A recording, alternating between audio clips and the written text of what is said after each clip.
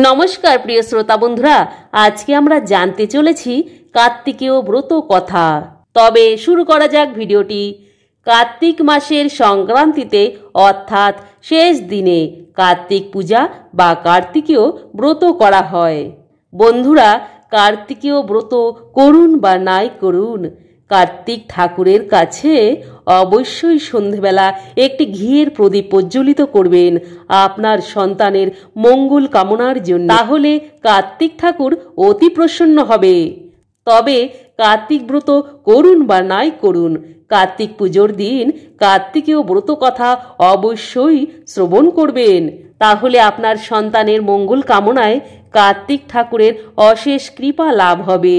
তবে কার্তিকেয় ব্রত কথা শ্রবণ করুন।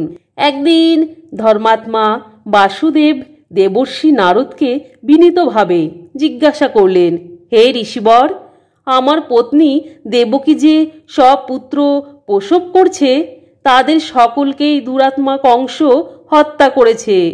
এখন কি করলে আমাদের পুত্র দীর্ঘায়ু লাভ করবে? দয়া করে তা আমাকে বলুন। দেবর্ষি বললেন, হে বসুদেব, পূর্বকালে সুভগা নামে এক ধর্মনিষ্ঠ ব্রাহ্মণের দক্ষিণা নামে সত্যবাদিনী ও পতিব্রতা এক পত্নী ছিল। তাদের কোনো সন্তানাদি ছিল না। এই দুঃখে একদিন সুভগা গৃহ ত্যাগ করে গভীর বনে যাত্রা করল। তার স্ত্রী দক্ষিণাও তাকে অনুসরণ করল। ব্রাহ্মণ পত্নী সহ সেই বনে ঘুরতে ঘুরতে এক সরোবর তীরে উপস্থিত হয়ে দেখেন কয়েকজন নারী সে স্থানে সমবেত হয়ে ধানের অঙ্কুর দ্বারা শোভিত স্থানে অষ্টদল পদ্ম রচনা করে তার মধ্যে কার্তিকেয় মূর্তি স্থাপন করে ব্রত করছে। দক্ষিণা তাদের কাছে জিজ্ঞাসা করলে জানতে পারল তারা কার্তিকেয় ব্রত করছে। তখন সেই নারীদের কাছে দক্ষিণা জানতে চাইল যে এই ব্রত করলে কি ফল হয়।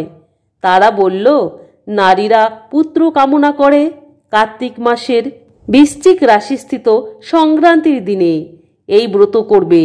ধানের অঙ্কুরে শোভিত স্থানে অষ্টদল পদ্ম রচনা করে তার মধ্যে সোনার, রূপোর, তামার বা মাটির কার্তিকেয় মূর্তি স্থাপন করে মূর্তির সামনে ঘট স্থাপন করবে। এই ঘটে যথাক্রমে গণেশ, নারায়ণ, ব্রহ্মা, শিব, দুর্গা, লক্ষ্মী, সরস্বতী, লোকপাল, নবগ্রহ এবং ময়ূর ও গরুড়ের পুজো করে যথাবিধি কার্তিকেয় ধ্যান করবে। তারপর কার্তিকেয় ষোড়শ উপচারে পুজো করে লোহার তৈরি খড়গ প্রদান করবে। এইভাবে প্রহরে প্রহরে স্নানাদি পুজো করে ব্রত কথা শুনবে। কার্তিকেয় পুজো সন্ধ্যার সময় আরম্ভ করে পরের দিন প্রভাতকালে মূর্তি বিসর্জন করতে হয়। এইভাবে 4 বছর পুজো করার পর উদযাপন করতে হয়।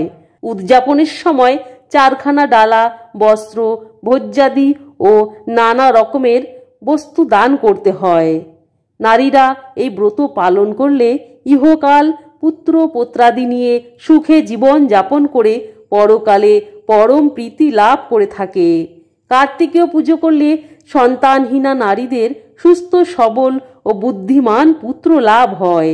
এরপর দক্ষিণা নিজ গৃহে ফিরে এসে ভক্তি ও নিষ্ঠা সহকারে কার্তিকেয় ব্রত আরম্ভ করল।